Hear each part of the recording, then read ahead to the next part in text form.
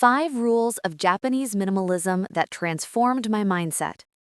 Ever feel like your life is just too cluttered, too complicated, and you're drowning in stuff you don't even need? What if there was a way to find peace and clarity by actually doing less and owning less? Today, we're diving into something that completely changed how we see the world. So here's the thing. We used to think that having more meant being more successful. More clothes, more gadgets, more everything. But then we discovered Japanese minimalism, and honestly, it flipped everything on its head. This isn't just about throwing things away or living in an empty room. It's way deeper than that. It's about finding what actually matters and letting go of everything else. And trust me, these 5 rules we're about to share didn't just change our homes, they transformed how we think about life itself. So stick around because what we're sharing today might just be exactly what you need to hear right now. Rule 1. Embracing the beauty of empty space. Let's start with something that sounds simple, but is actually pretty powerful. In Japanese culture, there's this concept called and it's all about appreciating empty space. Now, when we first heard this, we thought it was just about interior design or keeping rooms empty. But it goes so much deeper than that. Think about it this way. We're so used to filling every single moment of our day with something, scrolling through our phones, watching videos, listening to music, checking emails. There's always noise, always something demanding our attention. And the same goes for our physical spaces. We fill every corner, every shelf, every drawer, until there's barely room to breathe. But here's what Japanese minimalism teaches us through Empty space isn't wasted space. It's actually where peace lives. When we started applying this rule, we began with something small. We cleared off one surface in our home completely, just one table. No decorations, no mail pile, no random stuff. And you know what? That empty space became like a visual breath of fresh air. Every time we walked past it, we felt calmer. It was like our mind could finally rest for a second. But isn't just about physical emptiness. It's also about creating space in our schedules, in our conversations, in our thoughts. We started leaving gaps between our tasks instead of cramming everything back to back. We let conversations breathe instead of rushing to fill every silence. And this changed everything, because in those empty moments, we found clarity, we found creativity, we found ourselves again. The Japanese have understood for centuries that beauty and meaning often exist in what's not there rather than what is. And once we got that, once we really understood it, we stopped being afraid of emptiness and started embracing it. Rule 2. Kanso. Simplicity is the ultimate sophistication. The second rule is called Kanso, which basically means simplicity. But we're not talking about making things boring or plain. We're talking about stripping away all the unnecessary stuff until you're left with only what's essential. And when you do that, what remains becomes so much more beautiful and meaningful. Here's something interesting. Studies show that the average person makes about 35,000 decisions every single day. That's exhausting, right? And a lot of those decisions are about meaningless things. What to wear from a closet bursting with clothes we never wear. What to eat when our kitchen is packed with ingredients we bought but forgot about. What to do with all the stuff we've accumulated over years. All of this creates what psychologists call decision fatigue, and it drains our energy before we even get to the decisions that actually matter. When we applied Kanso to our lives, we started asking one simple question about everything we owned. Does this add value to my life? Not, might this be useful someday, or did this cost a lot of money, but does it actually add value right now? And we were honest with ourselves. That shirt we haven't worn in 2 years? Gone. Those kitchen gadgets we thought we'd use but never did? Donated. All those books we kept telling ourselves we'd read someday, we kept only the ones we truly wanted to read and let go of the guilt with the rest. But here's where it gets really interesting. As we simplified our surroundings, our minds started to simplify too. We had fewer distractions, which meant more focus. We had fewer choices, which meant more energy for the things that mattered. Kanso taught us that sophistication isn't about having the most or the best of everything. It's about having exactly what you need and nothing more. And there's something incredibly freeing about that. When your life is simple, you're not weighed down anymore. You're light. You're clear. You're present.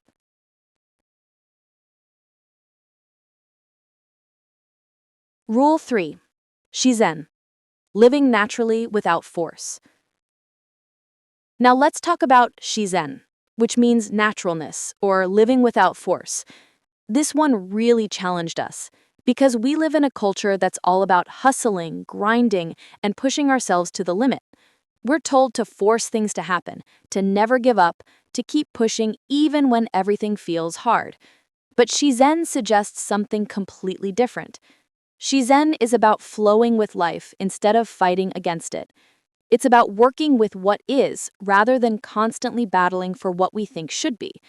Think about how water flows around obstacles instead of trying to push through them, or how trees grow toward the light without stress or strain.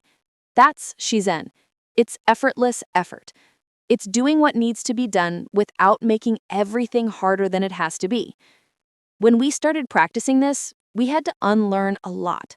We had to stop forcing ourselves to be productive every single second. We had to accept that some days we'd have less energy, and that was okay. We stopped trying to control every outcome and started trusting the process more. And this doesn't mean we became lazy or stopped caring about our goals. Actually, the opposite happened.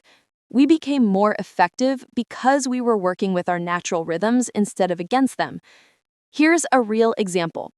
We used to feel guilty about not being morning people, so we'd force ourselves to wake up at 5 in the morning because that's what all the productivity gurus said to do. But we were miserable and barely functional.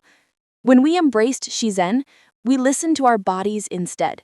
We adjusted our schedule to match when we naturally felt most alert and creative. And guess what? We got more done and felt better doing it. Shizen reminds us that there's wisdom in naturalness. When we stop forcing and start flowing, life becomes so much easier. Not because the challenges disappear, but because we're not creating extra struggles for ourselves. Rule 4, Sejaku, finding stillness in the chaos. The fourth rule is Sejaku, and it's all about stillness and tranquility. Now we know what you're thinking. How are we supposed to find stillness when the world is so loud and chaotic? When notifications are constantly pinging, deadlines are looming, and there's always something demanding our attention? But that's exactly why Sejaku is so important. It's not about waiting for life to calm down. It's about creating stillness within ourselves, regardless of what's happening around us. Research from neuroscience shows that our brains actually need moments of quiet to process information and restore themselves. When we're constantly stimulated, our stress hormones stay elevated, our focus deteriorates, and we become more anxious and reactive. But when we practice stillness, even for just a few minutes a day, everything changes. Our nervous system calms down.